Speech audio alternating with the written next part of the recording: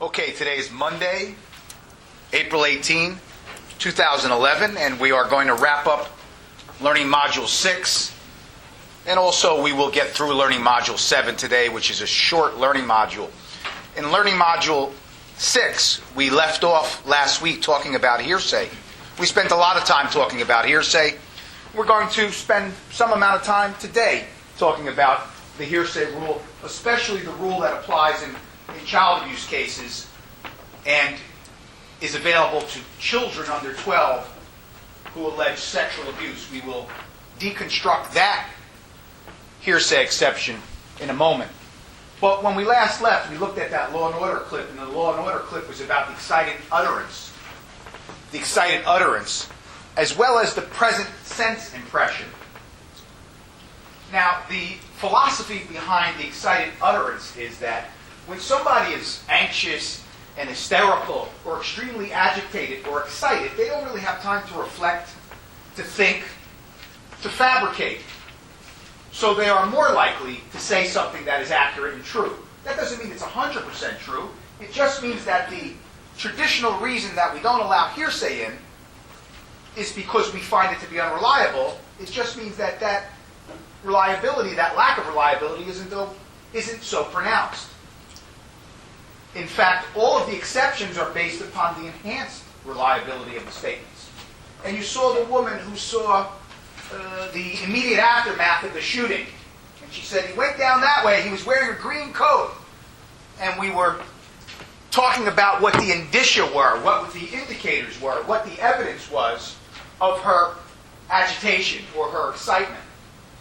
And the reason why we talk about these things in classes about child maltreatment and children in justice and child advocacy is because we want child protection workers and teachers and medical professionals and others who interact with children on the front lines to appreciate what is meaningful in our court system, what may make the kid have a better chance at a better outcome in the court system. So if you are at the home where a child may have been abused and something happened a short time ago, or some other witness is reporting something that happened a couple of years ago, but she describes the source of the information as being excited or anxious. Supposing you were talking to a neighbor, and she said, you know, I know all about that house next door. There's always problems over there. In fact, I've seen the police come there a few times, and I know that you DIFAS folks have come to their house a lot. Now, you want to know what the facts are from her. You don't want to hear what she knows or thinks. So you ask her about what she may have seen or what she knows about whether the man in the house batters the woman, and more importantly, whether you, the neighbor, has seen any violence towards the children, because you're investigating the case. You want to see whether this neighbor has any information about violence towards the children. And you say, well, you know, one time, you know, my neighbor Sarah came banging on my door. She was yelling and screaming. She said, he's hit me again, and he's hitting the kids. Well, when did that happen? Tell me more about that. Well, it was about 2 or 3 years ago. Was that when Jack lived in the house? Oh, yeah. She was talking about Jack. How do you know that? Because she told me she was talking about Jack. Well, you said that she was nervous or excited. And the way I like to express this next question for you as DIFAS workers and others who need to document information is, what makes you say that? So she says the woman was nervous or agitated. We have to answer the question, what makes you say that? And that's similar to what we were doing by looking at that video clip from Law and Order. I think we all concluded that she just witnessed a shooting, that she was nervous, that she was upset, that she was agitated, and she made some statements. And they appeared to be the product of excitement. Or at least were made contemporaneous to her anxiety or agitation. But we need to document what we saw. Well, her arms were moving about, some of us said. Right? Her breathing she was breathing haltingly or not consistently. She was short of breath. Her earrings were swaying because her head was bobbing. She was trying to make her point. Her voice was up an octave or two. It was a little more shrill than when we heard her speaking moments later in a more measured tone to the detectives who came to ask her questions a second time. So those are the kind of things that are important. Those are the kind of things that if you went to the neighbor's house in the scenario, in the hypothetical I just suggested, that you ought to write down, that you ought to document.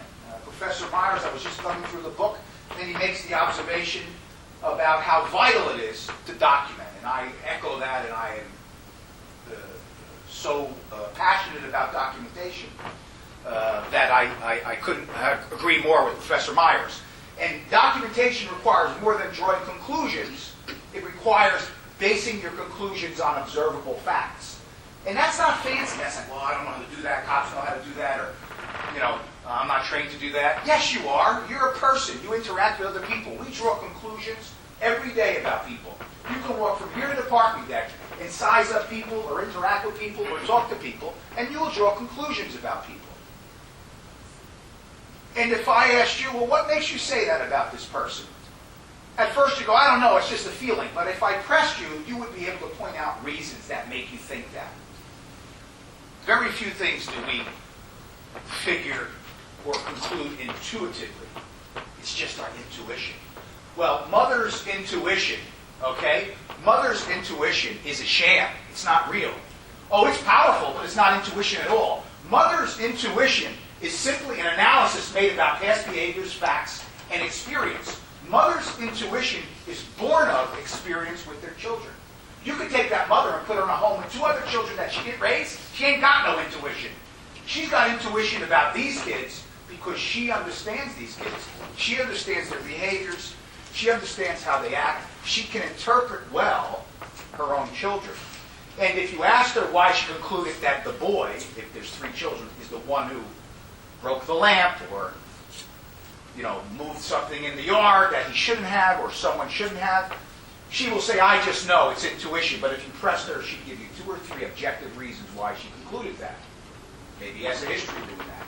Maybe the way he acted when she questioned him about it told her something. Because in the past, when he was not being honest, he acted similarly.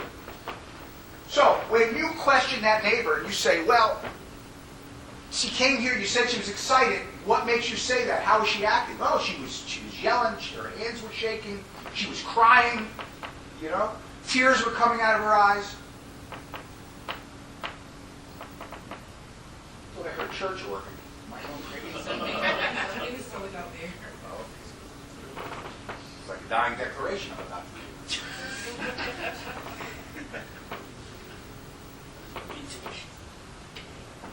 The persons who are best at answering what makes you say that, or explaining the basis for their conclusion, are state troopers.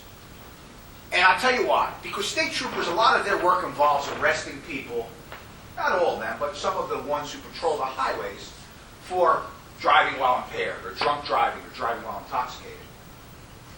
And they know, when you go into any municipal court in the state of New Jersey, you cannot simply say, when I encountered the suspect, I asked him to get out of the vehicle because I believed he was drunk. Tell us more about that. Well, he got out of the car and you could tell he was drunk. That's not what the municipal court judge wants to hear.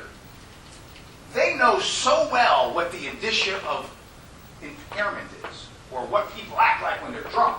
They can almost say it in their sleep. Okay? So they will testify. Well, I looked at him and I could smell the distinct odor of alcohol emanating from his mouth. Furthermore, his eyes were bloodshot and watery. He had an unsteady gait. He was sweating profusely. So these are all indicators. These are analytical statements. These are the reasons why he or she, the state police officer, concluded that the person is intoxicated. And that makes effective testimony. And why is effective testimony relevant? Many of you may never hit the witness stand. Well, you're out in the field documenting these things. Go ahead, open the bottle. You got to be fast like a Band-Aid. When you're documenting these things, we want you to be aware that there are certain rules of evidence in our civil courts, in our criminal courts, in workers' comp courts, in all legal proceedings, that govern what the judge can hear and what the judge can't hear.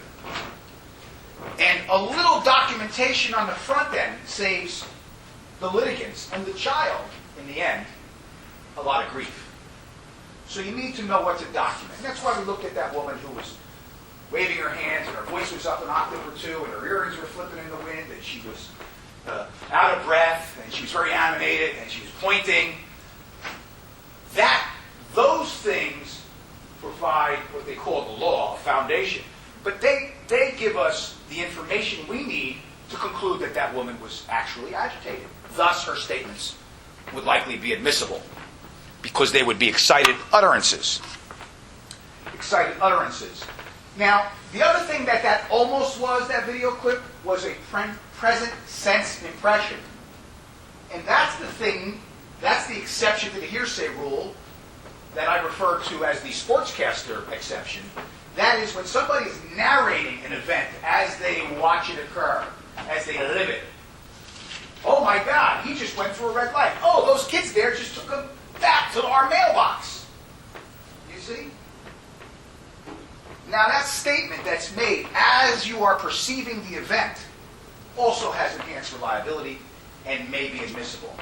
You see that once in a blue moon, maybe in sibling incest cases or in sibling abuse cases. Now, was the Jane Doe narrative in this class or in forensic interviewing? Forensic interviewing, okay. Well, in the forensic interviewing class, there's a long narrative by an abuse victim that we analyze for evidence of the dynamics of child sexual abuse accommodation. And those girls, when they were growing up, in this case that I prosecuted once that I use as an example for my other class, when they were little girls, they slept in bunk beds. Okay? They slept in bunk beds. And the girl up top could hear the shuffling and noise and the stuff that was happening on the bottom bunk. Now, these female siblings, these sisters, didn't know what was happening until a couple of years into the molest. Some siblings never know, and some siblings are molested independently, and they think they're the only one. And part of the reason that they don't tell is so that he doesn't touch the other sister, when in fact I've seen many cases, unfortunately, where he is touching both of them, but they think they're the only one. But I digress. In this case, the top bunk sister, might have been the bottom, I don't remember, but one of the bunked sisters could hear things happening to the other bunked sister. And, you know, I said last week one of the students had a chuckle in the back, but if one of the sisters was saying, "Daddy, stop putting your finger over there, it tickles, do it more gently," you know, unfortunately, these things are hard to accept. But when kids accommodate, when kids are sexually abused, okay, they may interact with the molester. They may even act in a way that seems like it's complicit and that they like it. When in fact, all they want to do is feel less pain. You know, and if dad's hurting them, they've already succumbed to their powerlessness. So if they're in a bed and being molested by an overwhelming force, you know, they sometimes say things like that. But they could say virtually anything. They could say virtually anything. If they're describing what dad's doing at that moment, and the sister in the top bunk hears it, okay, she could be permitted to testify about what her molested sister said, right? Because her molested sister's narrating, right? "It tickles when you touch my coochie with your fingers. Stop it." Or, "Don't put your mouth on my coochie. Your beard tickles me." Okay? That statement by the sister in the bottom bunk is said as it's happening, right? So that would be an example of a present sense impression in the world of child maltreatment. And if that information came out, or information like that came out, and you knew, you might develop a few more facts about the dynamics of what the older sister heard in the top bunk. Because otherwise, it would never be heard. Wouldn't that be a powerful piece of evidence to let a jury or a civil judge here or some other fact finder, wouldn't it be great if you put the older sister on the stand and say, one time I was awoken, and this is what I heard my sister say. And you sit there and you smile and you have this powerful piece of evidence, but the other lawyer goes, objection, judge, it's hearsay. And you look at him and you look at the judge, and the judge says, well, what about it? Oh, it's hearsay, isn't it? Well, judge, it's an out-of-court statement. Is the victim testifying today? No, she's not testifying. Was that statement made in the bedroom 15 years ago? Well, yes, it was, judge. Is it offered in court today to prove that it's true, that it really happened? It is. Well, that's hearsay in my book. Well, judge, it's an exception to the hearsay rule. It has enhanced reliability because it is a present sense impression. Because the older sister in the top bunk heard her younger sister, as it was happening, narrate the events. And that is a hearsay exception that goes back 200 years, as you well know, Judge. I didn't think of that. You're so amazing, Del Russo. How come they don't hire you in the United States Attorney's Office?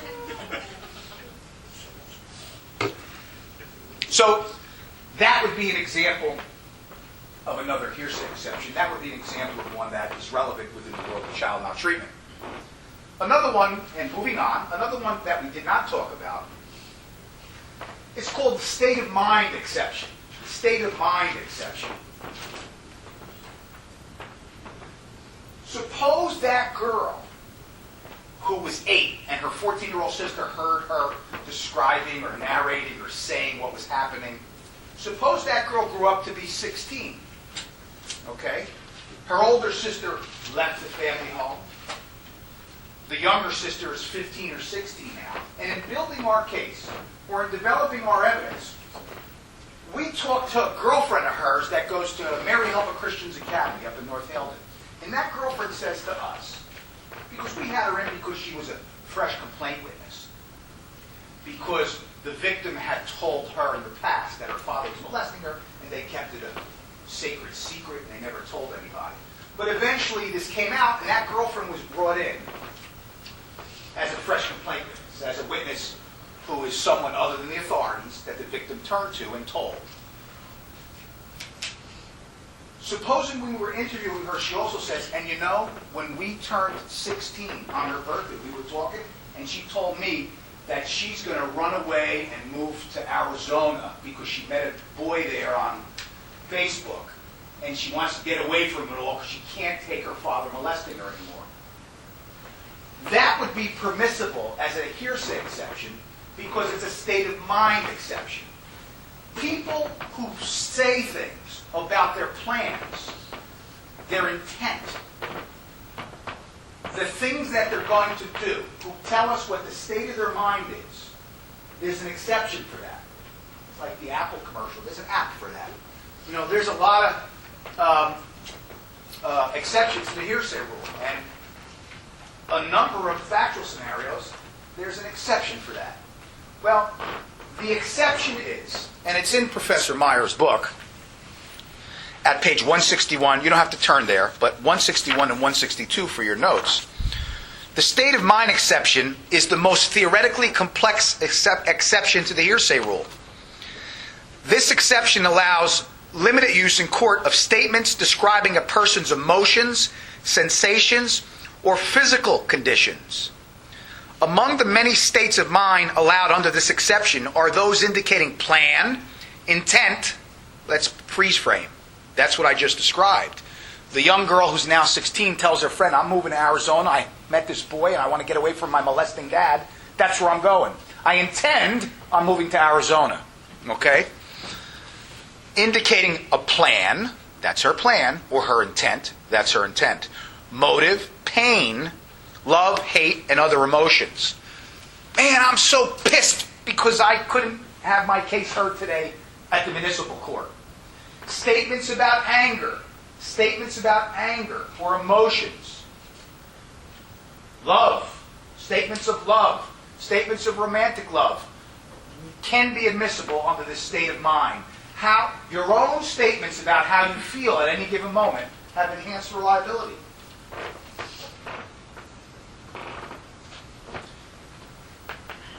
So they may be admissible. I'll give you some other examples.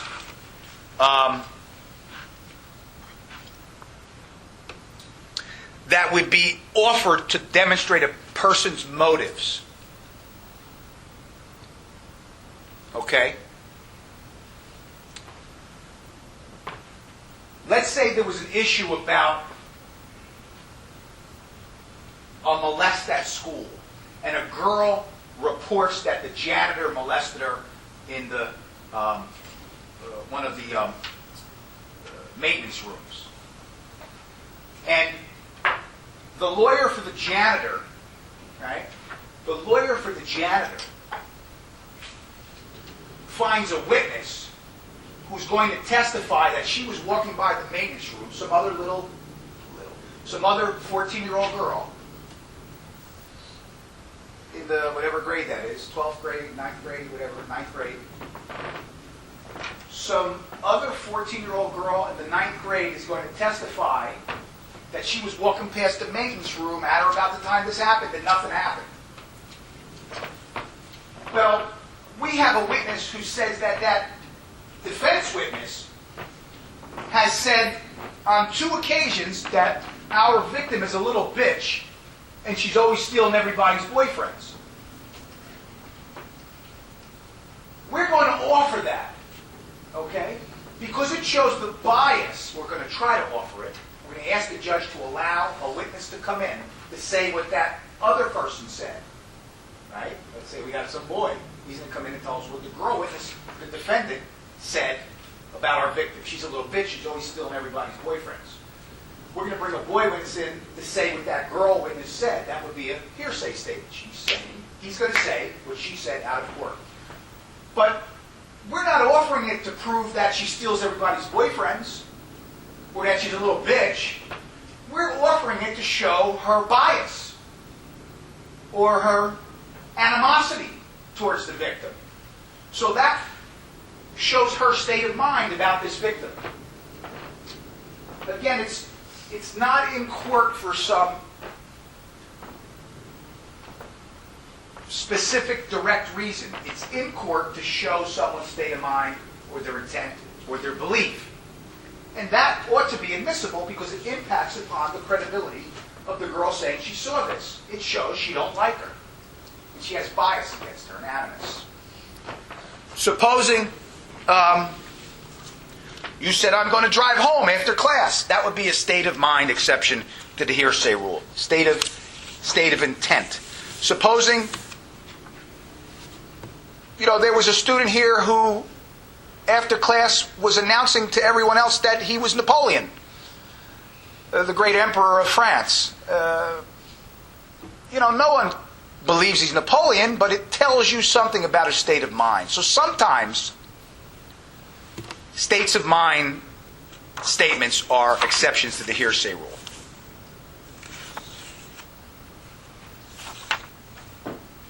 We talked about the medical treatment exception.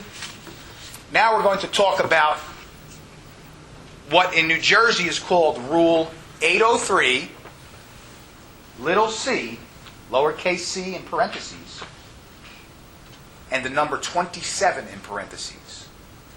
803, lowercase c in parentheses, next to the number 27 in parentheses. Rule 803, C27. Or what we call the tender years exception to the hearsay rule. The tender years exception to the hearsay rule.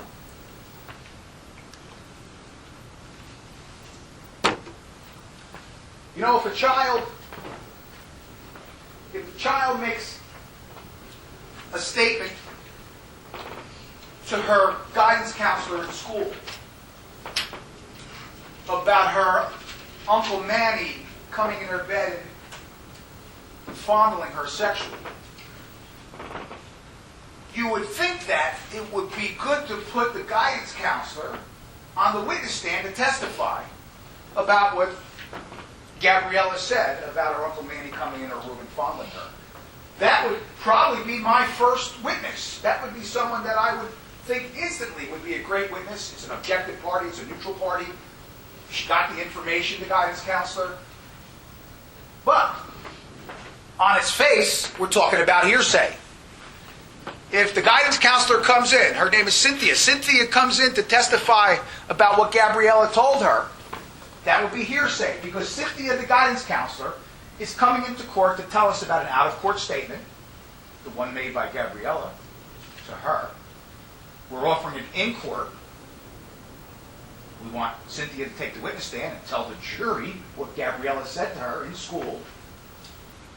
And we want the jury to believe that Uncle Manny fondles Gabriella. That's the whole point of it.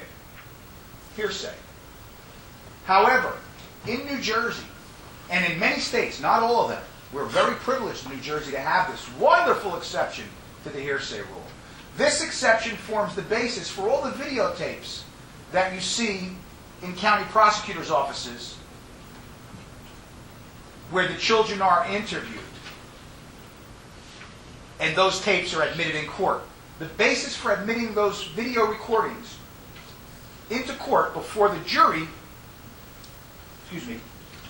is Rule 803C27, or the informally called the tender years exception to the hearsay rule. Because even that statement, let's take this hypothetical a little further. Gabriella told the guidance counselor, Cynthia, a DIFAS caseworker responds to the school. The prosecutor's office had 3 jobs going at once. They said, can you go take a look and see what's going on? The DIFAS worker goes to the school. She talks to Gabriella for about 3 or 4 minutes, and Gabriella says something similar to that, maybe adds a fact or two, about her Uncle Manny coming and fondling her in the middle of the night.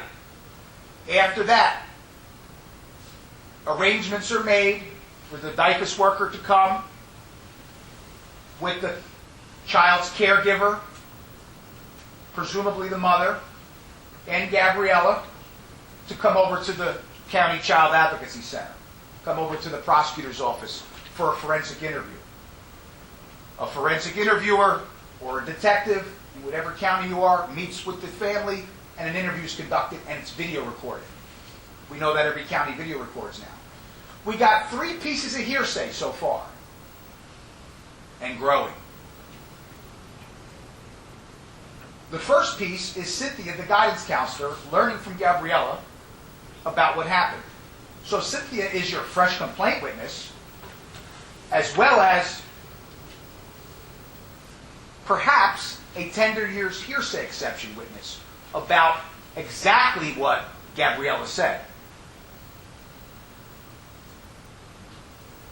The DIFAS worker who responds, we'll call her Darla. Darla responds to the school, gets a little bit more information. What Gabriella told Darla at the school is hearsay. But we might want Darla to take the stand to tell us more about this case and specifically what Gabriella said to her. Maybe a few more details came out. That's hearsay. It ain't coming in. Darla's going to be offered to testify about something that was said out of court, and we want the jury to believe that what she heard is the truth. And then you come to the prosecutor's office, and if that detective records it, it's not admissible. That recording is hearsay. There's no better, more compelling example of hearsay than a videotape. If you put the videotape on the computer or you put it in the machine to play it, by definition it happened somewhere else. We're all watching it. That statement was made somewhere else. It wasn't made in court. It was made somewhere else. And we're offering it in court so that the people who watch the tape believe it. Hearsay. Inadmissible. You know, hearsay has its roots. Nearly everything has its roots in either the Fifth or Sixth Amendment in our country. Hearsay has its foundation in the Sixth Amendment. Someone tell me what is the very important constitutional protection afforded to criminal defendants and civil defendants, but it's for criminal defendants, but some of the same issues arise in the civil courts. What is that very powerful rule and concept that arises out of the Sixth Amendment that protects criminal defendants, and we've seen it over and over again the past month? The Sixth Amendment. The Right right to what? Go ahead. Compensation.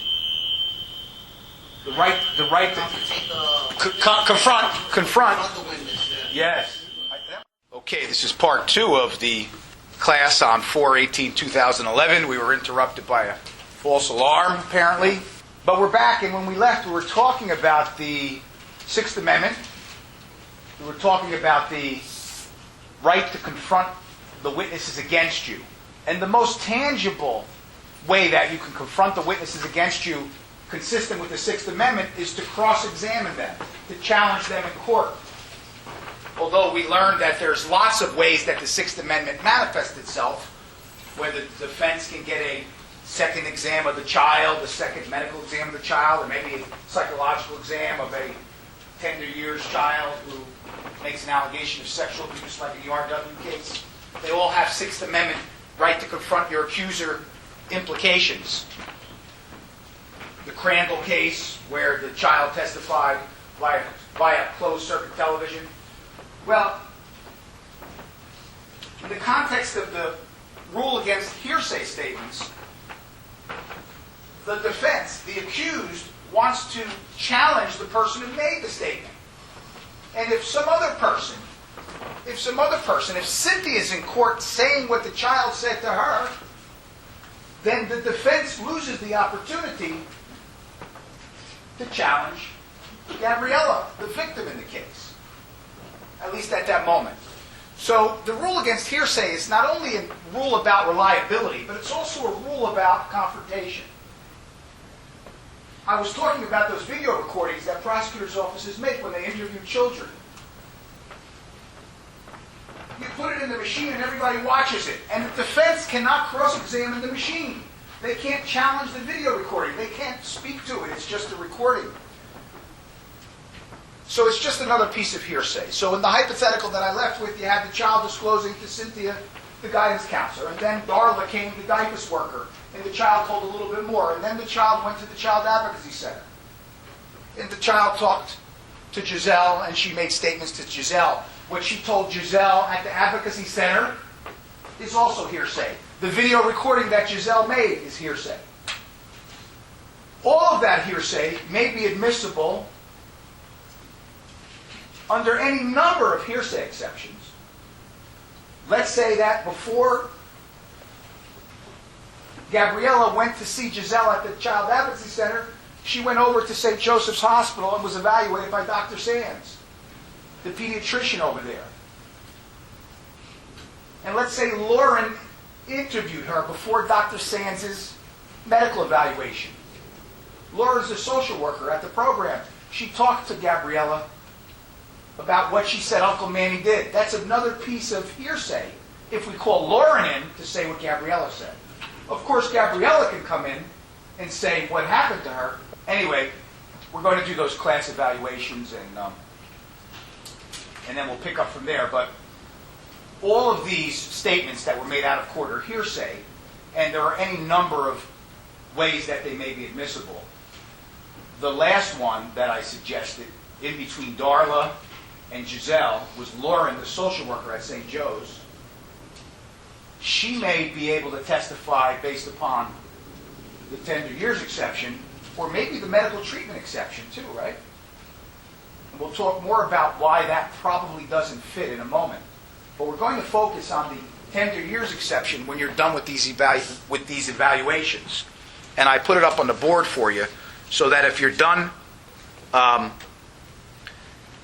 with the evaluation before I get back, you can take a look at the elements of it. As a matter of fact, try to write down what the rules are, if you have any free time after you do the evaluations, what the rules are in order to get a piece of evidence in.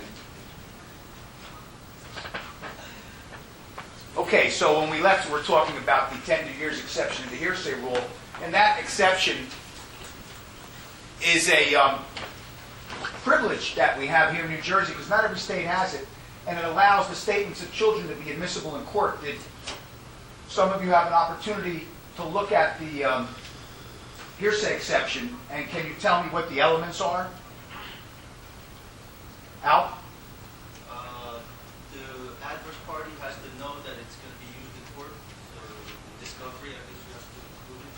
Yes, so if you're going to use it, whether you're a DAG or a prosecutor, if you're going to attempt to have the court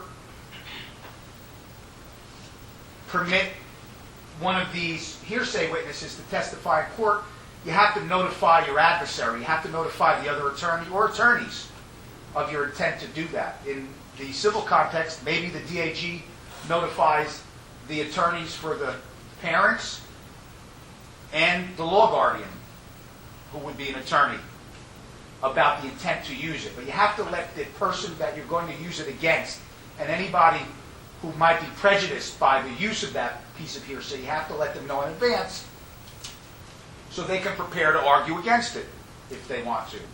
So you need to let the other party know of your intent to use that statement. What else do you have to, what kinds of facts are relevant in determining whether it's admissible at all? Does this hearsay exception apply to adults who may have been raped or sexually abused? It has to be a child.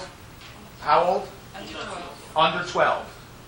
So 11 and 364 days is okay. 12 years old, you cannot avail yourself of this hearsay exception. So we know you have to let the other party know you're going to do it. You have to have a statement by a child under 12. So it needs to be a statement by a child under 12. And what if it involves a DIFUS investigation where the child was brutally beaten and suffered some severe injuries? It's an 8-year-old boy, and you want to introduce the statements of that under 12-year-old child in court in a criminal prosecution. Would it be admissible? What is the other rule, or what is the other part of this hearsay exception that's relevant? Sexual abuse. Sexual abuse, thank you. It has to involve sexual abuse. Sexual abuse. What if we were offering the statement of the sibling in the top bunk? We'll use that example. Remember, the older sibling heard her younger sibling being molested by her father. And we talked about maybe the contemporaneous statements that the younger sibling who was being molested made might be admissible through the words of the older sister in the top bunk. Supposing the older sister craned her neck and looked down from the top bunk to the bottom bunk and witnessed it, saw it happening, and she told the DIFUS worker about what she saw, and she's 11 years old. Would her statement to the DIFUS worker, would her hearsay statement of this under 12-year-old child about sexual abuse, and you told the other party that you're going to try to get this hearsay admitted, would her statement be admissible under this rule? Well, I don't know. Let's look at the rule. Go ahead. Right here. It's an outside statement made that by a child that could be reliable to court if the child witnessed it. Well, what does it say?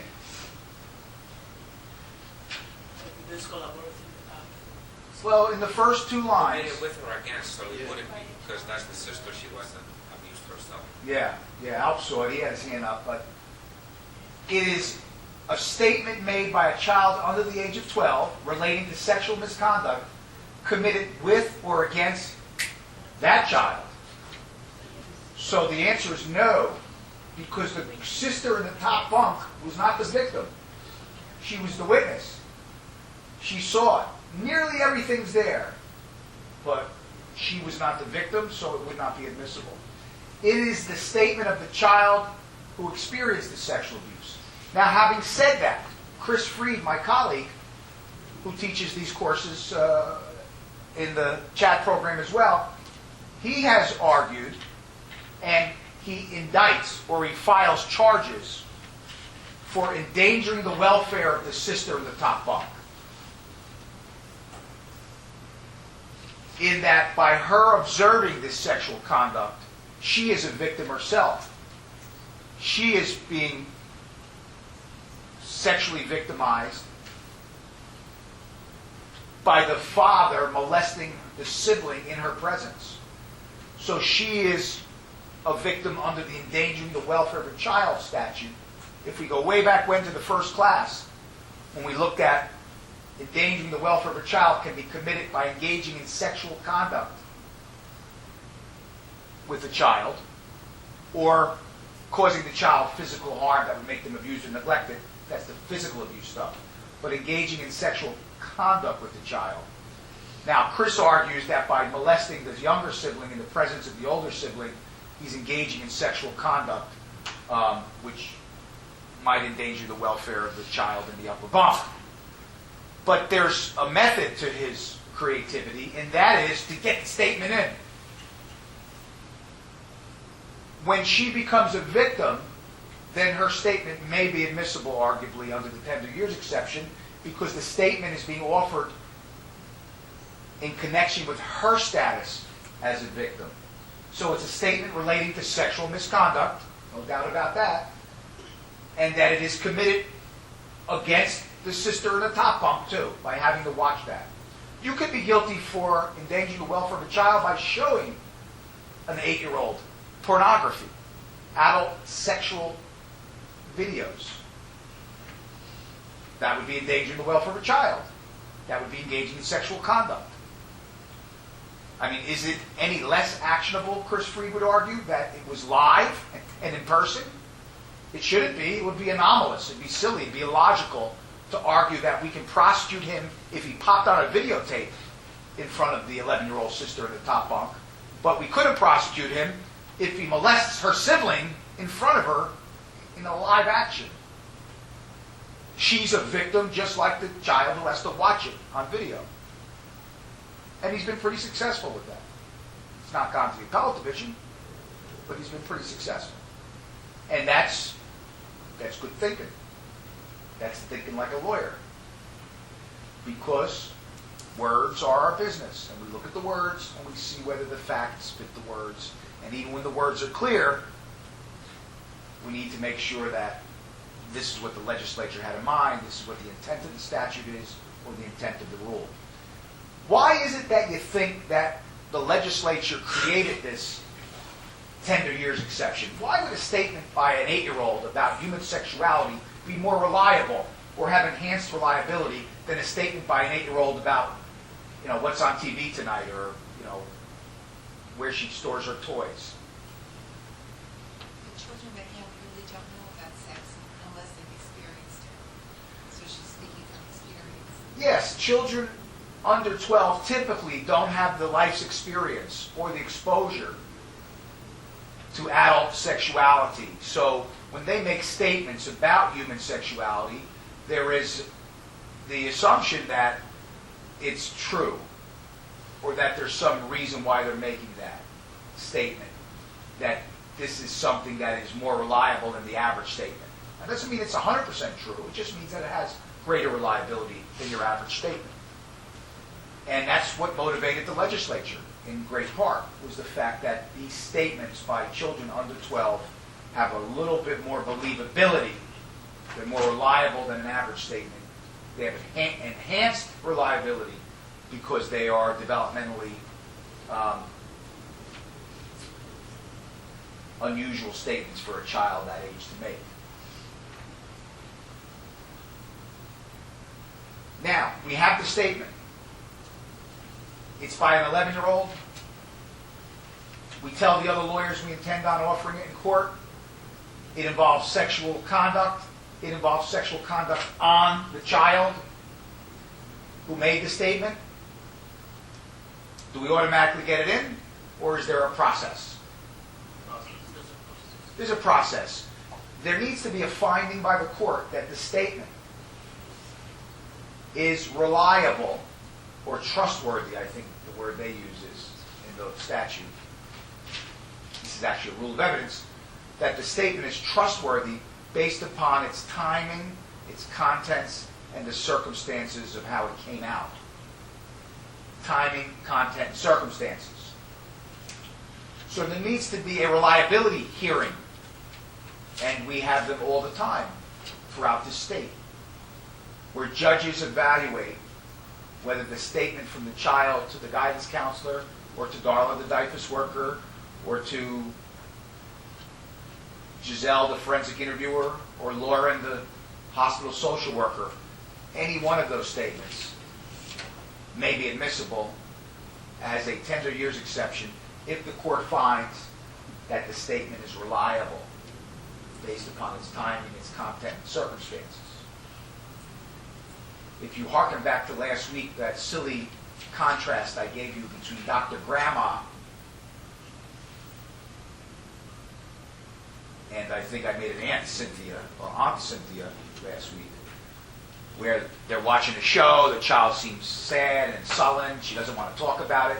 She later spontaneously tells Aunt Cynthia, I need to talk to you. She makes a disclosure about abuse.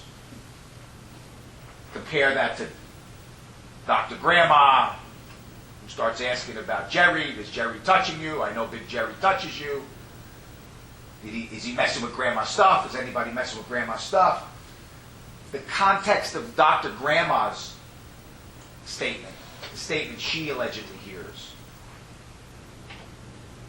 is one that is arguably not so trustworthy. The timing, what is said, Dr. Grandma does most of the talking. She's aggressive.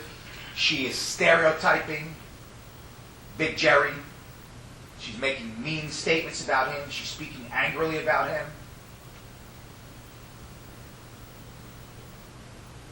It's not spontaneous by the child. Grandma's the one who offers it. She's being leading. She's being suggestive. In fact, the child doesn't say anything at all. The grandma's just repeating the child's statements to her, which are more in the vein of an inquiry. Messing with grandma's stuff? Huh?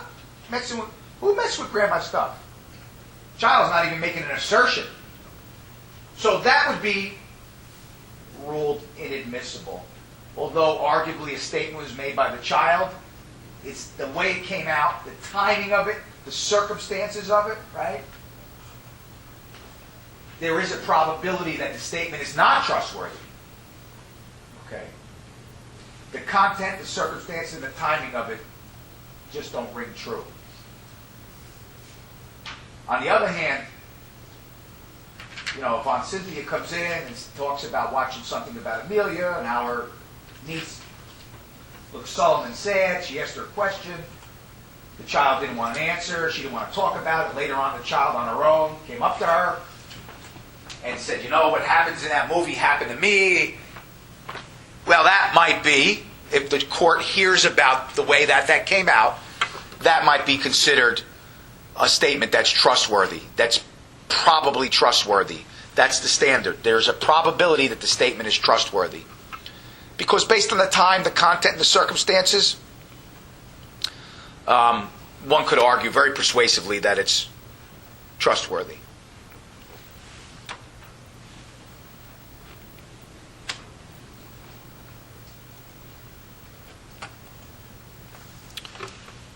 Any questions about the tender years exception to the hearsay rule? Very good.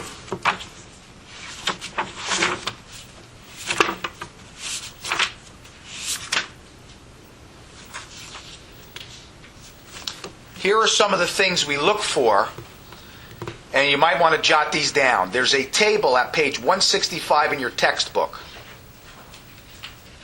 I could see a nice exam question with this table with a couple of clunkers thrown in that don't apply. Factors related to the reliability of children's statements. And these are the things that the court would look for to determine whether the statement's reliable or not. I mentioned one of them a couple of times, spontaneity. The opposite of spontaneity is what Dr. Grandma was doing, asking questions, being assertive, being aggressive, saying mean things about Jerry. That's the opposite of spontaneity. Okay? Spontaneity. Whether the child's statements are consistent. Whether what she said to Aunt Cynthia is consistent with what she said to Giselle or to Darla, the DIFUS worker.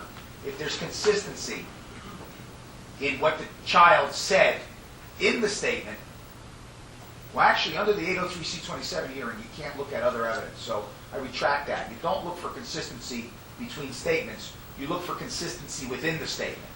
So if you're looking at the video that Gabriella made to Giselle, is what she said in the beginning consistent with what she said in the end? Does it make sense? Is it logical? Is it consistent? The child's state of mind and emotions. Any play or gestures that support the child's description of abuse. If the child is gesturing about body mechanics,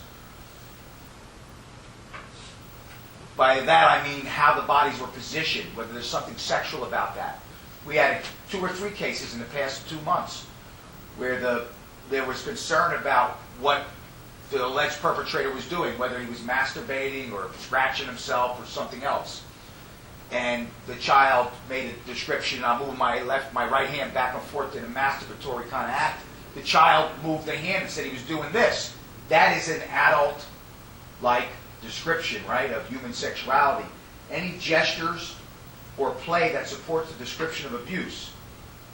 And there may be other things. I don't know if we didn't see the doll videos. I think that's in forensic interviewing, but we've seen videos where, a 6-year-old boy shows how the perpetrator put his hands behind his head in an act of fellatio or oral sex and pushed the boy's head up and down. That would be a play or gesture that supports the child's knowledge and description of abuse. And that also gets to developmentally unusual knowledge or sexual acts, or anatomy. So if the child describes ejaculation, or the child describes, holding the head, or intercourse in a way that is highly descriptive, yet beyond the child's knowledge at that age, would be admissible. Even if the child says he said things, like statements that were contemporaneous to the molest. Oh, you're going to make me come, faster, faster. If the child reports that the perpetrator said something like that, that would be very persuasive, right? That would be very persuasive. That would make us want to believe the child because they have some developmentally unusual sexual knowledge. Those are the kind of statements that humans make or might make when having sexual intercourse or engaging in sexual contact. That's another example of an idiosyncratic detail about sexual abuse. They are very similar. Developmentally unusual knowledge about sex acts and idiosyncratic details. If they could describe the taste of semen or what it felt like in their body or on their body. Chris had a case once where the child described, what did it feel like when he put his, whatever she called it, we'll call this wiener in your mouth. She said hairy. Her response was hairy. That was the sensation that connected with her and was recorded in her recollection. We like that. That was a sensory detail. That was a sensory aspect of human sexuality that you don't coach a kid. You don't tell a kid. You don't fabricate. It just comes from having lived it. And that was unusual, but very compelling. The child's belief that the disclosure might lead to the punishment of the child. I may have described a case where a guy was up in Eastside Park who was molesting his daughter. And the Patterson police pulled up. They thought it was a couple who was in the park after hours having consensual adult sexual contact in the car, and they went to go investigate, and the car took off, and it was a chase. And I talked about it, I think, in the context of that little girl recanting. She made an excited utterance at the scene. She also made the following statement. I can't tell you, my mama's going to whoop me. My mama's going to whoop me.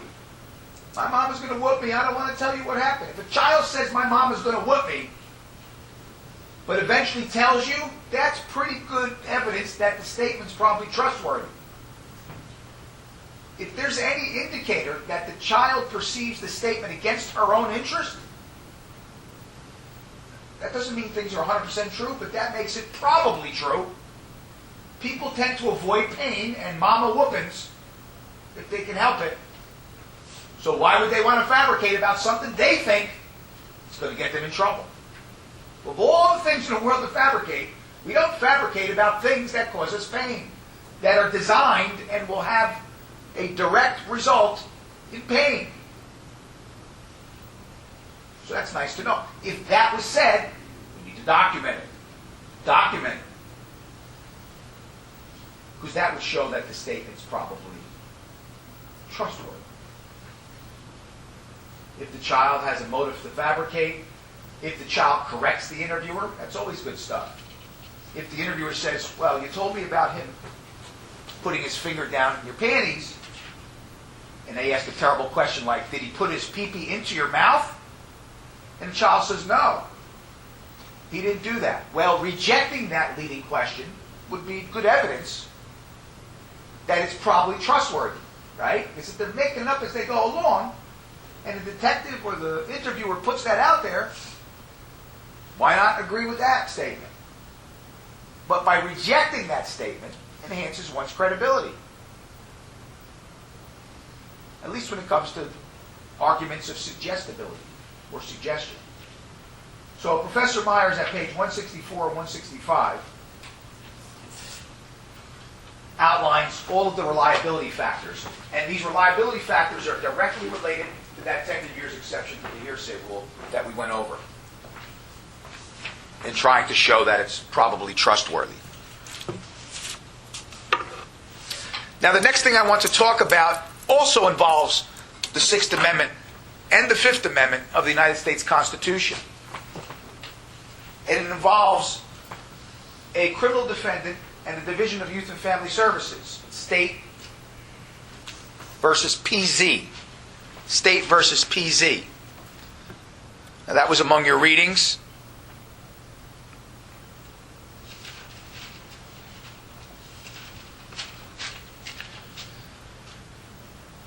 The issue in any of these cases, whether it's DYFS or the prosecutor or the police or the FBI,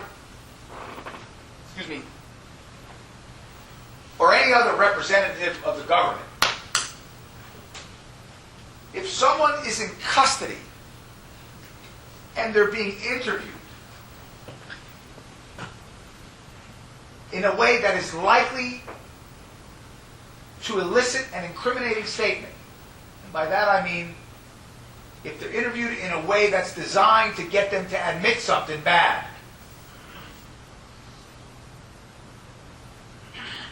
and that doesn't even have to be the interviewer's motives. If the kinds of questions are likely to elicit or to get an incriminating statement, and that person is in custody, they have to be advised of their Fifth Amendment and Sixth Amendment rights under the United States Constitution.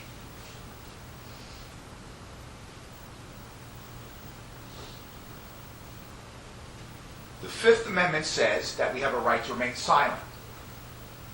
When the government accuses us of something and questions us, we have a right not to answer their questions. The Sixth Amendment says, in addition to that right of confrontation, it also says we have a right to counsel. We have a right to lawyerly advice in this country and in the state of New Jersey. The Miranda warnings are about the Fifth and Sixth Amendment rights. The Miranda case was some small-time criminal out in Arizona that got locked up 35 years ago or whenever, and the Supreme Court of the United States announced a new rule that said any criminal defendant who's in custody and is interrogated must be advised of their right to remain silent and their right to have an attorney. Because the guy's name in that case was Miranda, he became known as the Miranda warnings. We see them all day, every day in all these police shows. The problem is they don't really recite the Miranda warnings in the correct legal context. They just recite them all the time.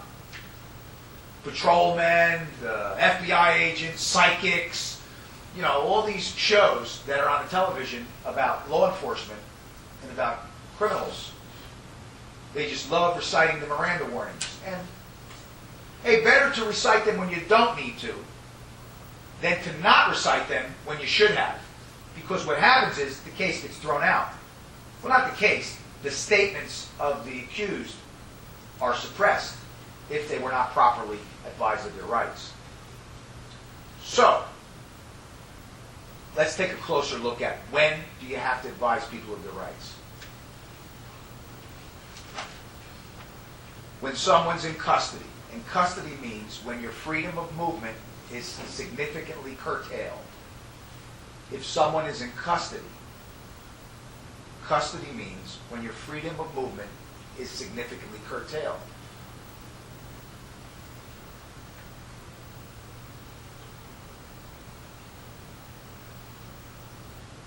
And when you are going to question the person. You could have a person in shackles in the back of your police car. You don't have to read their Miranda rights unless you're going to question them. Miranda applies, and I'll give you a two-word summary. Custodial interrogations. Custodial interrogations. Miranda applies when people in custody are questioned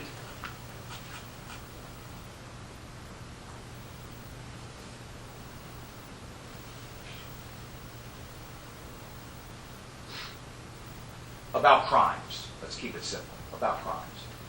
It really is they're questioned in a way that's likely to elicit an incriminating statement. But we can go, it's about a custodial interrogation when people are questioned that are in custody about crimes. So if you're not going to question someone, you don't need to read Miranda rights. If they're not in custody, you don't need to read them their Miranda rights. And it's more than read them. You need to explain their Miranda rights. You need to recite them, and they need to agree that they understand them, and they're going to give them up and they want to talk to you. That's called a waiver. A waiver. When an accused agrees to waive their rights, give up their rights, we call that a waiver. And they waive their rights when they want to talk to the authorities about something that might incriminate them, might cause them to be charged and or go to jail. Now, what about DYFS? Well, DYFS, the Division of Youth and Family Services in New Jersey, has internal policy, as they should, that they don't Mirandize and they don't provide Miranda warnings. Sometimes they interview people that are in custody.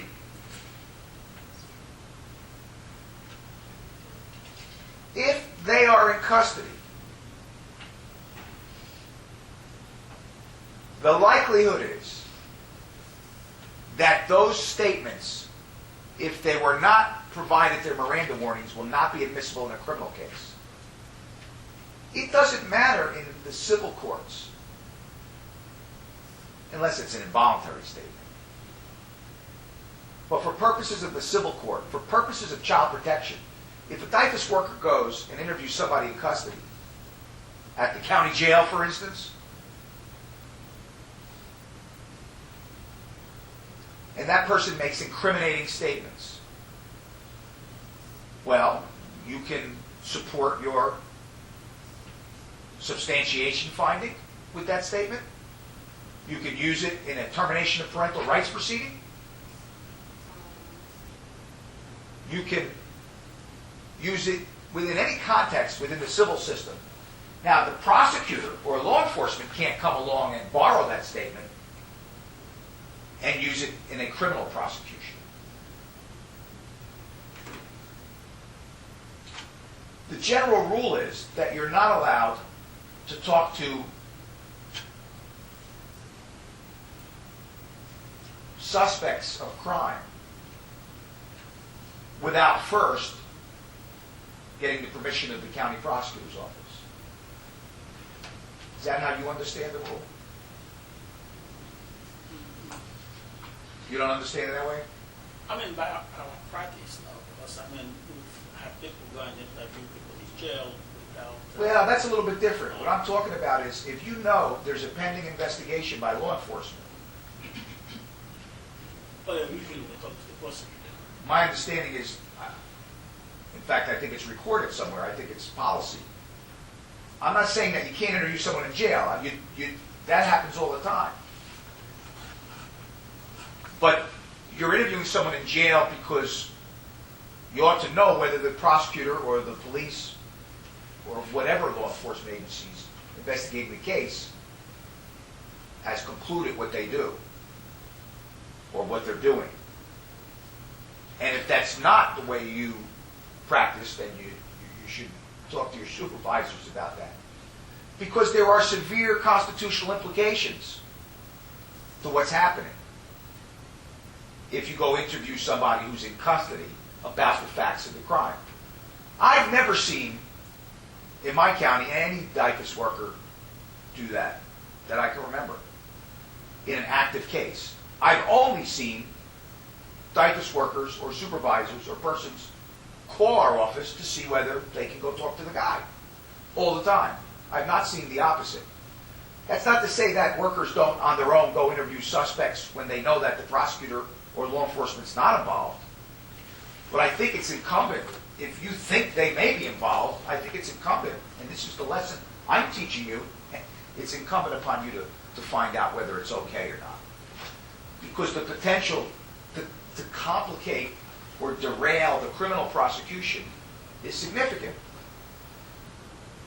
Now, in this case here, in the PZ case, the court found that this defendant wasn't in custody, right?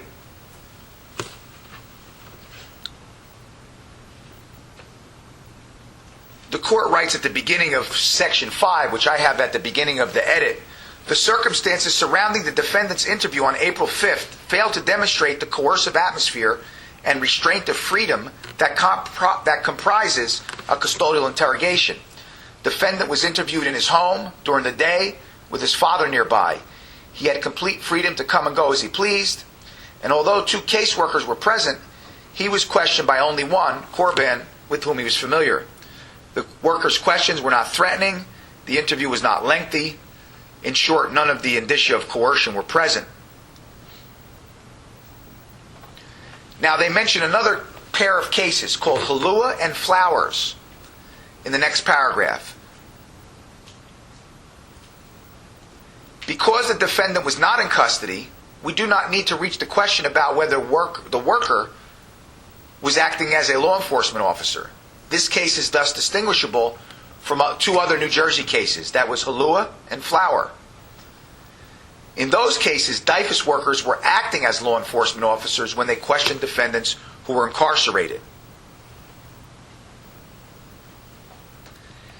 In Halua, he had been advised of his Miranda rights when he was arrested for sexually assaulting his 2 daughters, and then he was subsequently interviewed by a caseworker at the adult diagnostic, at the Middlesex County Jail. And the court said the DIFAS caseworker must be equated with a law enforcement officer for purposes of Miranda when conducting a custodial interview.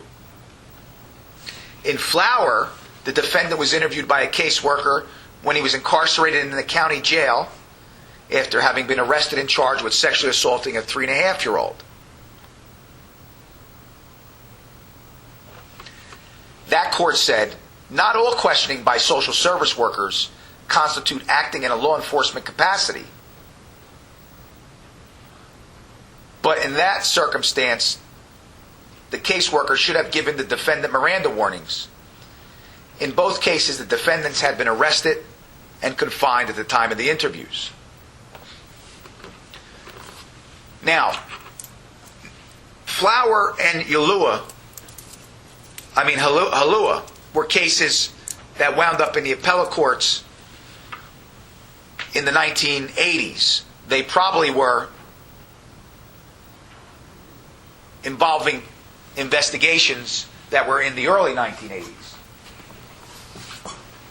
We now work collaboratively in all counties, and that's not to say everybody knows exactly what each other's doing, on the vast majority of cases, the Division of Youth and Family Services doesn't communicate at all with the prosecutor. In most jurisdictions, if not all, in New Jersey, there is communication on serious cases and most sexual abuse cases, if not all of them. Communication. It may just be, thank you for telling me, get back to me with what you find out.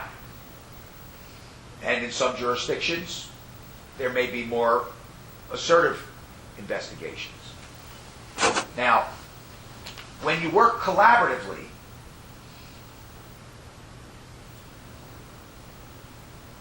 there are two things that are happening when it comes to Miranda. One is the division knows what the prosecution is doing, and the prosecution knows what the division is doing. Not day to day, but we both know that we're involved in the case. So I don't know of any worker who would try to talk to the suspect or conduct any investigative initiatives without communicating in an active joint investigation with the prosecutor, unless it was green lighted by the prosecutor's office. So in that case, with the collaboration, a suspect is unlikely to be interviewed in a custodial context. If there's going to be any interview of a suspect, it's going to be by law enforcement. So when we're working together, in a modern model, it doesn't happen. Similarly, when we work together, the worker becomes an agent of law enforcement, whether we like it or not. So when you work collaboratively, although the caseworker's mandate arises from the civil law, when we're working collaboratively, and a worker goes and investigates and interviews a suspect in custody, then the court will find that that suspect should have been advised of the Miranda rights. We know that. Law enforcement knows that.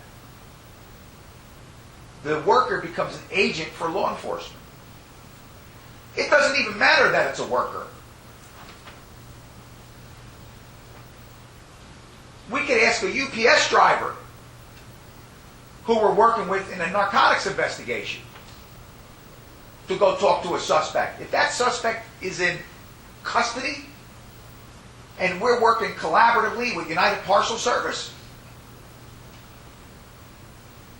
that person becomes an agent of law enforcement, and thus the person should have been advised of their rights. So when you have joint investigations, the answer is simple. The worker is an agent of law enforcement. And if the person's in custody, someone ought to have advised them of their rights. Now, DIFAS workers, as a matter of policy, don't advise people of their rights, and that's good policy. But sometimes mistakes are made, sometimes things fall through the cracks, and if you have a case like this one here in State versus PZ, if that guy was in custody, the statements he made might have been suppressed for the criminal case, not for the civil case, not for the substantiation, termination, or whatever is happening out of the civil courts.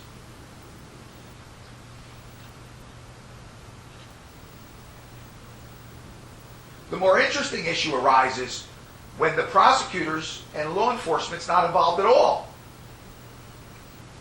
And a division goes and interviews somebody who's in custody. Right? Let's say it's a neglect case. The prosecutor's office is not interested in following up criminally. You notify the municipal police. You notify the prosecutor. Neither agency's interested in following up criminally. You do your civil investigation. You substantiate. Part of your civil investigation involves questioning the suspect. You go over to the county jail where he's at on some other burglary charge. You interview him there. He makes some admissions about neglect, that he didn't take care of the child properly, that he let the child go to school without the proper clothing, that he didn't take the child to the doctor when the child needed to be evaluated by a physician and get medicine for his asthma. So you have the basis of perhaps a neglect case, and he makes some admissions that he did all those things. About 6 months later, he's arrested for battering that child to death. The prosecutor's office wants to get the statements in, not only that he made about the battering, the homicide, but the statements he made to the DIFAS worker to show that there was a pattern of indifference by this man. They want to go with some kind of battered child syndrome prosecution. Those statements made to the DIFAS worker at the jail may not be admissible. What's clear is, under the fact pattern I gave you, is you're not acting as an agent of the prosecutor or law enforcement, both of whom said, we're not interested. We don't want you to go out, or we don't care if you go out. We don't have a case. But I think these cases suggest that the division is going to be considered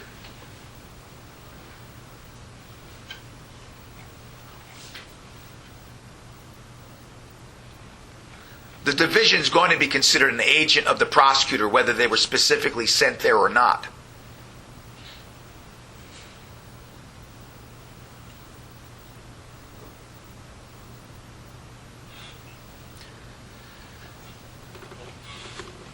In that Halua case, the court said that the DIFAS caseworker must be equated with a law enforcement officer for purposes of Miranda when conducting a custodial interview.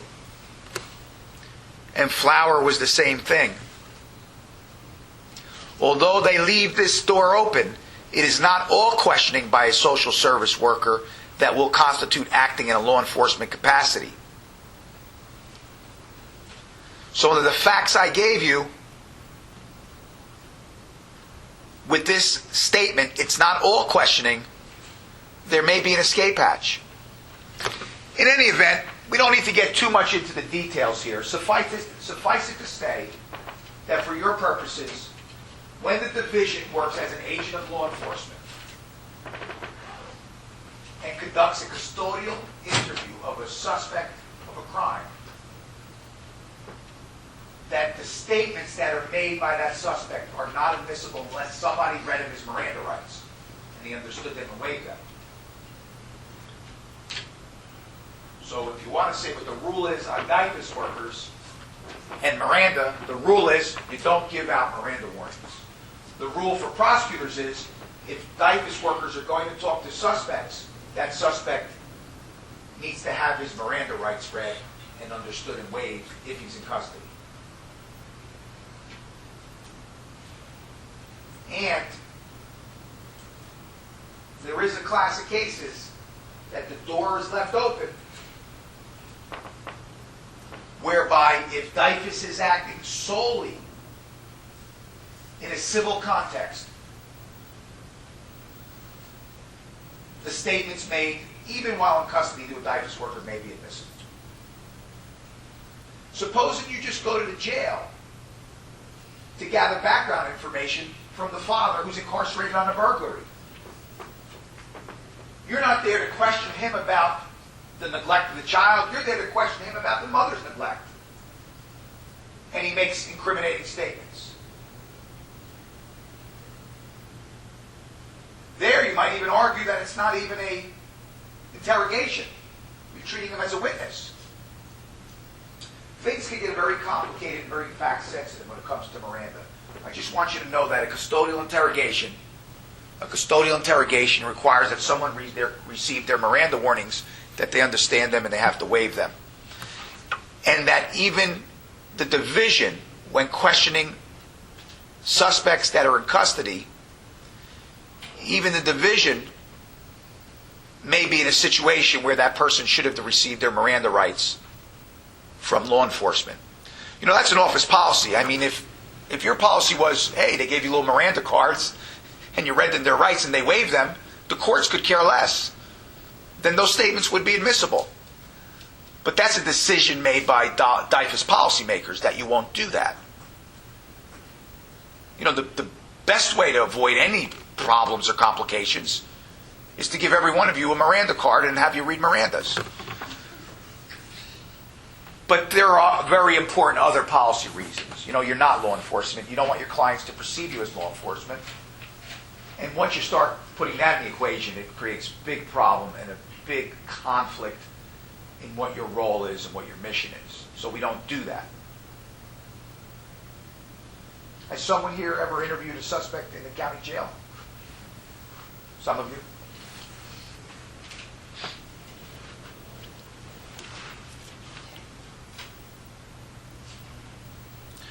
So that's the PZ case. That's the PZ case.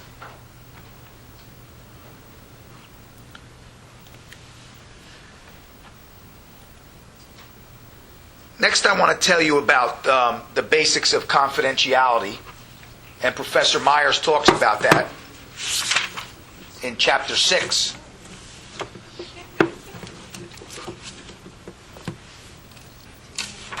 In order to understand confidentiality, you have to appreciate that there are three sources. Three sources of confidentiality. There's the ethical duty of confidentiality. Okay? The ethical duty to protect confidential client information.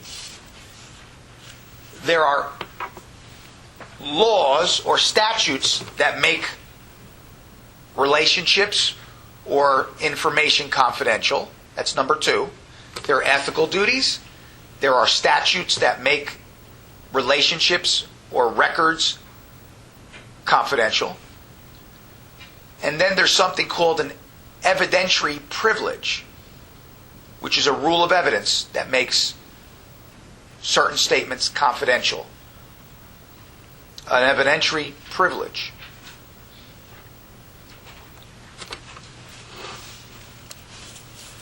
You know, you talk to people sometimes and you ask them for a document or a record and they say, I can't give it to that. I cannot give that to you, it's confidential.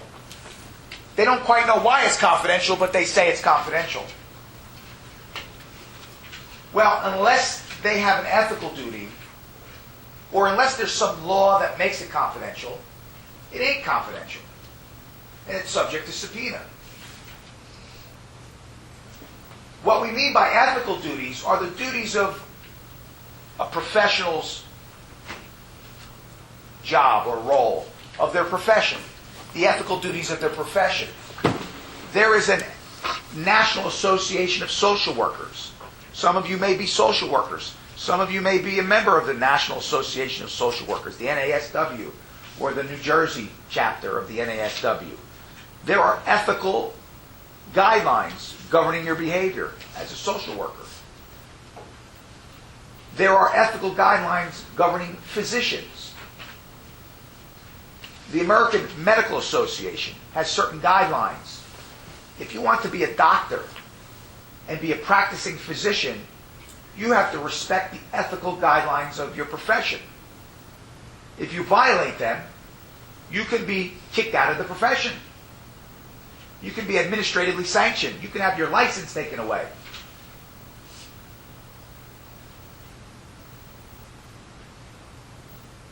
There are ethical duties for nurses.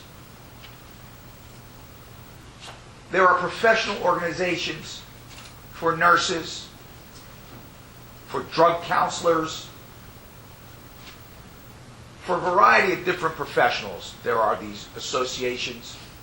Some of them have more influence and power over whether someone can practice their profession. Some of them have less. What I'm trying to tell you is that a professional may be obligated to respect the confidentiality of their clients or their clients' information because of the ethical duty of their profession. Now, that's not a law, and that's not an evidentiary privilege.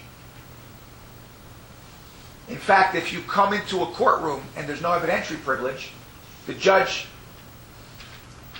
will compel you to testify. The ethical duty does not trump the law.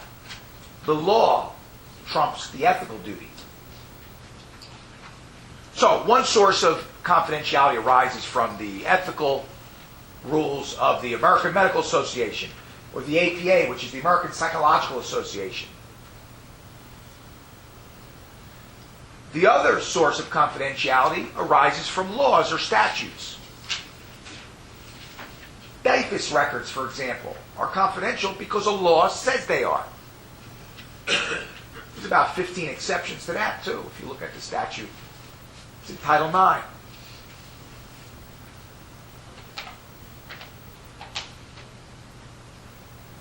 Some records and some relationships are confidential because there's a law, because the legislature wrote a law that protects that.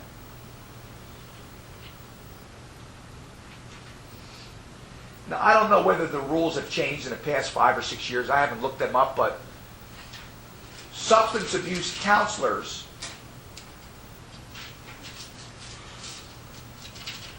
began to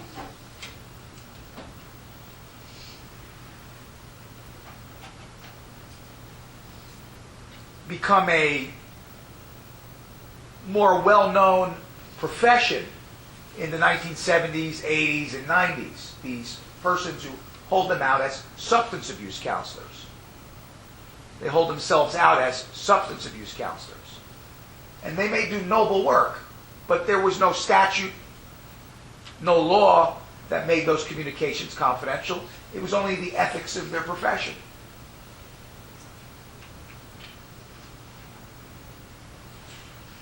But in certain professions, in certain contexts, there are laws that make relationships and information confidential. And those laws or statutes have to be passed by the legislature. Okay?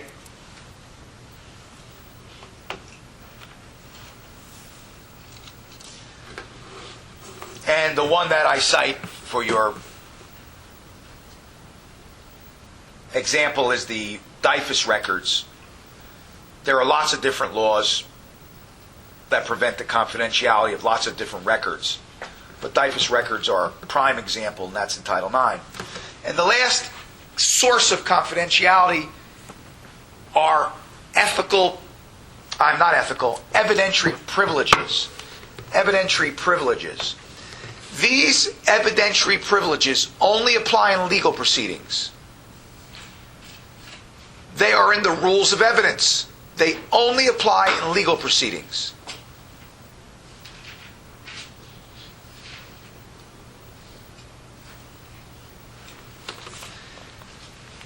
Whether someone can be forced to testify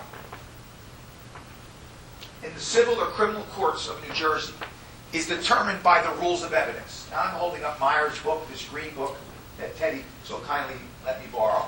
The rules of evidence are in a book about the same size and about the same amount of pages in New Jersey. And if it ain't in the rules of evidence, you're not protected.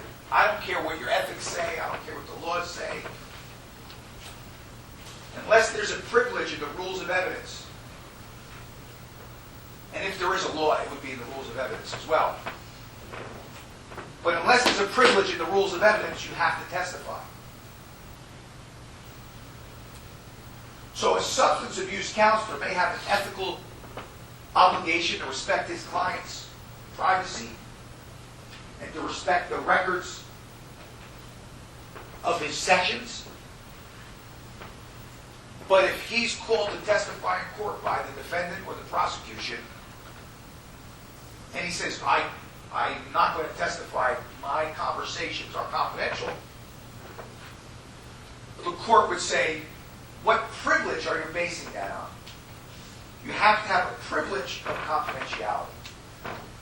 Now, some of the more famous, more well-known privileges, I think, will drive home the point a little bit better. Here are some evidentiary privileges that are born of confidentiality. There's the doctor-patient privilege. There's the psychologist-patient privilege.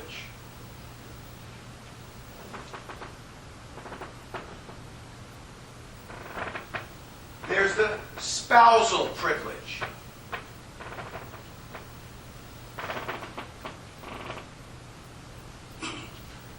A wife who's asked to testify against her husband can rely upon the confidential nature of marital relations. And that spouse would rely on what's called, or that wife would rely on what's called spousal privilege. She would say, I don't want to testify, I refuse to testify based upon spousal privilege. That's in the Book of Evidence. That would apply. That protects the confidential communications between married couples. There's an exception to that. You could force a husband or a wife to testify against one another under pain of contempt. The way that you get people to testify against other people if they refuse is to put them in jail or to threaten them with jail. That's the power of the court to hold someone in contempt. What kinds of cases do you think that spouses can be compelled to testify against one another in? Well, domestic violence is a good one because in that case, the victim is probably the partner. But yes, sometimes they don't want to testify. But you're not going to put the battered woman in jail for contempt because despite some attempts by prosecutors around the country to threaten battered spouses with that, overwhelming pressure is that would be just more battering. But what other class of cases that's related? It's what we talk about here every week. Child abuse, sexual abuse, physical abuse, doesn't matter. That's not like the tender years exception. Here, you can force the wife or the husband to testify against their spouse. The marital privilege does not apply in cases of child maltreatment. So there's an exception for that privilege. But these are privileges. They're evidentiary privileges. The news person's privilege. Persons who work for media, who are gathering information from sources, have a privilege not to testify in court. Now, there are exceptions to all these things, but the news person's privilege, especially in New Jersey, is pretty potent. It protects sources, and it protects the news person from being called into court and testify, even if that source doesn't care or is on the record. I had a case once where the news person, the reporter, called up the defendant, who was an older guy who molested 2 girls up in Packanack Lake. He was a tennis coach. And he made statements to the reporter like, because when he got out on bail, the reporter called his house and he picks up the phone and he asks him questions and he goes, I should never taught those girls tennis. They were a couple of wild childs. They were wild girls. They were always looking for fool around. I read that in the paper and I'm like, oh, this is great. I'm going to call the reporter, Freddie Kunkel, to testify about what this guy told him. Because it was incriminating. He made some other statements that were even more incriminating. A little did I know about the news person's privilege. Now, you would think, and in some jurisdictions it operates this way, that it protects news persons from revealing confidential sources, like in the Watergate case, or like, all right, I'm going to tell you, but I don't want my name used. You know, this guy's stealing money, or that guy's running a brothel, or this guy is, committing a crime. But I want to remain confidential. And then some reporter writes an investigative report in newspapers, relying on confidential sources. Well, that makes sense. The government can't make that reporter say who that person is and force him to testify about what they said. But this guy made statements for attribution. Those girls were real wild. I should have known better to get mixed up with them, said John Custon, age 76, Packanack Lake, whatever he was. But news person's privilege applies in nearly any context in New Jersey. That's a privilege. That's a privilege.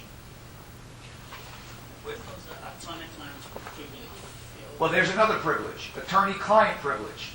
The confidential communications between an attorney and a client are protected.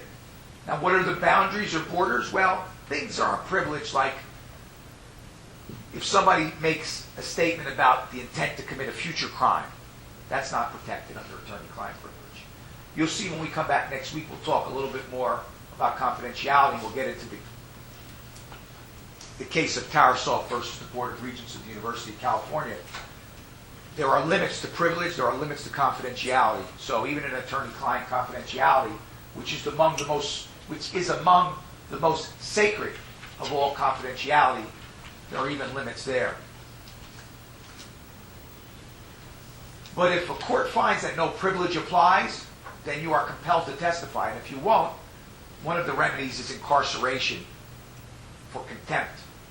If any of you were paying attention to the Barry Bonds conviction last week for obstruction of justice in the United States District Court of San Francisco, Barry Bonds was probably the most prolific home run hitter in the history of baseball, beyond Babe Ruth's wildest dreams.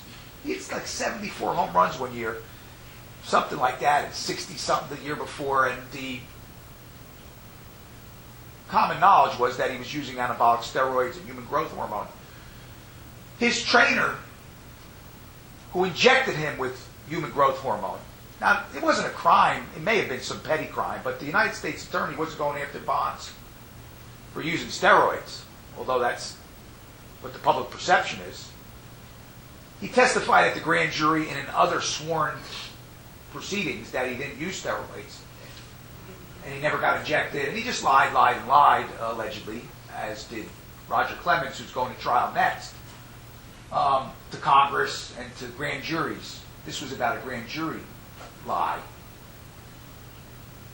There were mistrials on a couple of accounts, but the main witness against him was his trainer, and he's been in jail for over a year and continues to stay in jail because he won't testify.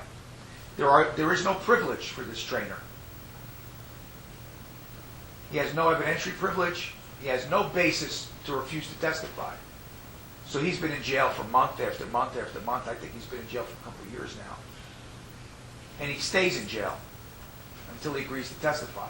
Guy from Balco? Yeah. Yeah. The question I have is, if he decides to testify, still, Barry Bond will face another trial unless... No, well, he was a mistrial. He could be retried. On one of the important counts, it was a mistrial. Whether he lied to the grand jury about using steroids or being injected with steroids. This guy is the injector. They had a lot of interesting witnesses. I thought the government had a very weak case. They really did. And if they had this Balco, wherever he was, they had a pretty strong case. Now, whether he ought to be prosecuted, whether it's grand jury perjury, it's what the United States Attorney should be spending millions of dollars on, who knows? That's a different issue. But I'm just looking at it from a perspective, they have good evidence, did they make their case? And they had a couple of witnesses that saw the aftermath, that heard he had made admissions too. But the guy from Balco, let's say he decides to testify, right? Yeah. Will that give the prosecutor more power to then try him again? Yes, that guy's likely not going to decide to testify, but if he did, they can go to trial again, and they would be in a much better position. Much better position. It was 11-1 for guilty, and he beat the wheel. You got one guy who just wouldn't do it. Probably had season tickets. All right, I'll see you guys next week.